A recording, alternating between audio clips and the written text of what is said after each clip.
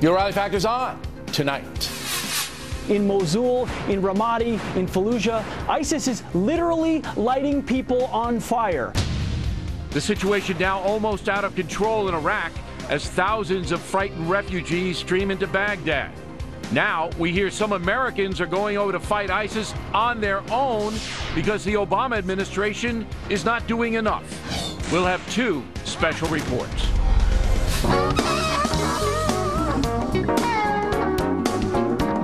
One of the biggest patriots in the country, actor Gary Sinise, who raises millions of dollars for vets. Why does he do it? We'll talk with him tonight. We just found out that when we put clothes on him, he lit up. Also ahead, this dog, now earning six figures, modeling men's clothing. Miller is appalled. I don't understand the world at all anymore. Caution. You are about to enter the no-spin zone. Factor begins right now.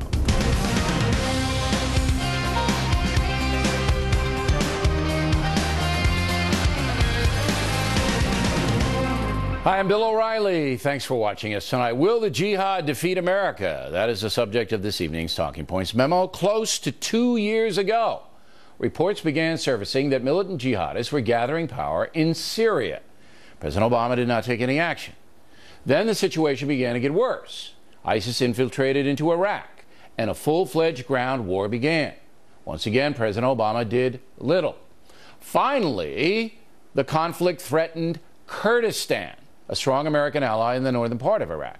That situation forced Mr. Obama to step up bombing the ISIS savages, who were also taunting the USA and the world by beheading captured Westerners on camera.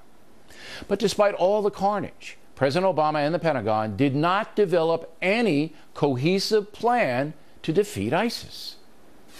Why is there no coordinated strategy to defeat the jihad after all this time? Teddy Roosevelt's basic philosophy was speak softly and carry a big stick. With the Obama administration, we basically have speak incessantly and carry nothing. The American people deserve to know the truth about President Obama's campaign to defeat the jihad. And the truth is, there is no campaign. And to this day, there is no campaign.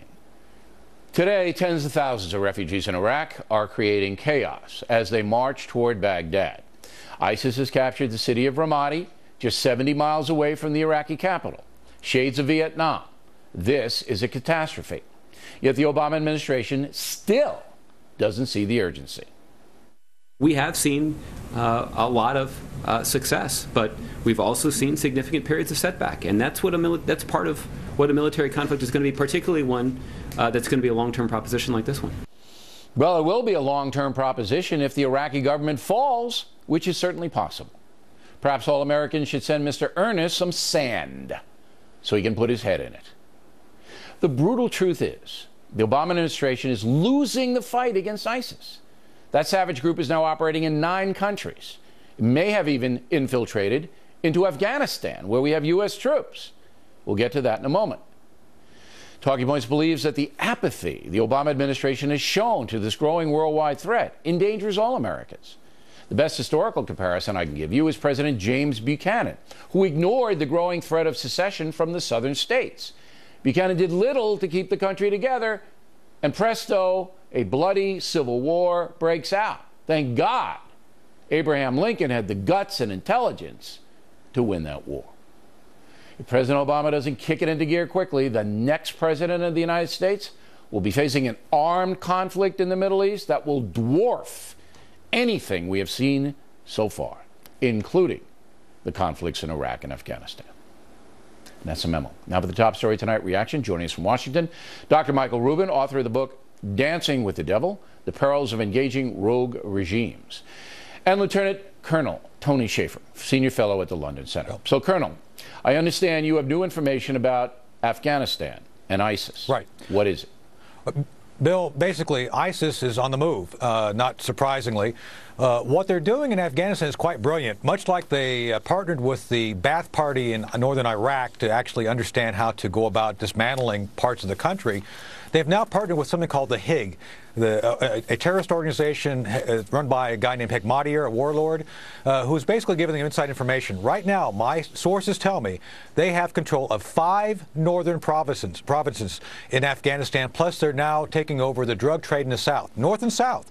We're talking about over 1,000 ISIS fighters, many of which are actually Uzbeks and Chechens coming in, foreign fighters, and are being very effective in doing what ISIS does best: beheadings, threatening. They're setting up a tax system so that actually they're going to take control of the old smuggler routes.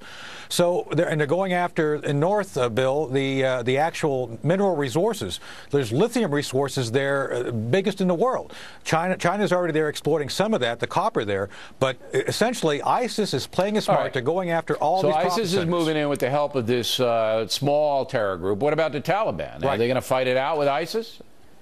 That's an interesting point. The Afghan people are very resistant, as we have found, to anybody they consider an invader. They did accept al-Qaeda, Bill. They did allow al-Qaeda to exist there, kind of peacefully coexist. But this is different. Al-Qaeda was kind of coexisting, not taking over. ISIS is now taking over. So I think there's going to be some real issues. And I'm hearing from the Afghan government, who's aware of all this. Pentagon is downplaying it, obviously, but the Afghan government's aware of this. They're trying to mobilize even some of the Taliban to pick up arms against these guys. It'll be interesting to see how that shakes down.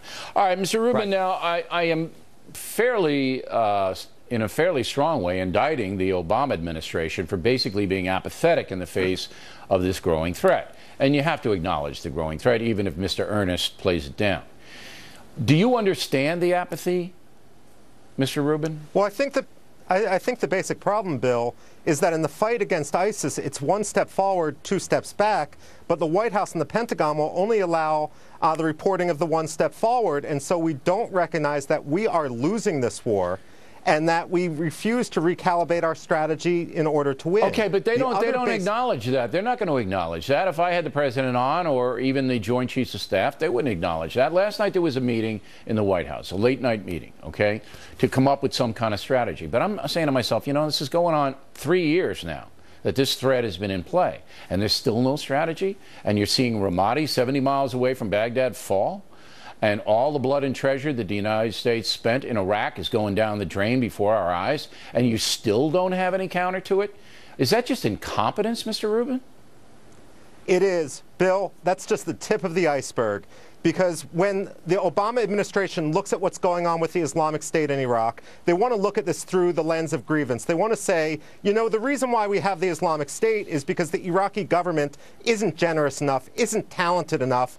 If only they would be nicer to the Sunnis, then maybe the Islamic State wouldn't massacre Christians and women and so forth. But, you know, that doesn't explain why we have the Islamic State in Libya. That doesn't explain why we have the Islamic State, as we just heard, in Afghanistan or in Yemen. The fact of the matter is we're battling a fight against ideology, and while they may be playing chess, we're not even playing checkers. We're playing solitaire. You didn't answer my question. Is it incompetence that the Obama administration does not confront them?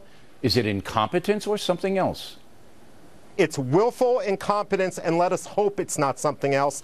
Well, I mean, the only other thing would be ideology, in the sense that he's so against armed conflict that he's let people, you know, run wild. What do you think to that question, Colonel Schaefer? I mean, obviously, the United States, the most powerful nation in the world, and the president brags about the 60-nation coalition, which is a phantom. It doesn't exist. Could defeat 50,000 jihadists. Obviously, we could do it if we wanted to do it, but there's no will to do it. Why? There's no political will. Now, let me say this. There are people in the Pentagon, very senior officers, who get exactly what you're saying. They get it. The problem is the political narrative that the White House dictates does not meet the reality which we're facing. Now, the question becomes, why doesn't the political reality even touch upon the on-the-ground reality? The question, I believe the answer is you have total incompetence. There's nobody there like a Bud McFarlane, who actually had a military background, who was the national security advisor, plus you have this political narrative which drives everything. So you put those two things together, I think that's what we're seeing here. We're seeing a severe detachment from the reality we face. Right, so you're saying that there are people in the Pentagon, there are people in the CIA, other intel agencies that are begging the president and the generals to do something, and they're just not doing anything. They just won't. All right. I mean, that's certainly possible. Gentlemen, thanks very much. We appreciate it. Next on the rundown, some American vets going to fight ISIS on their own. An unbelievable story developing. We'll have it for you. And later, Miller on how much he has donated to the Clinton Foundation. Up ahead.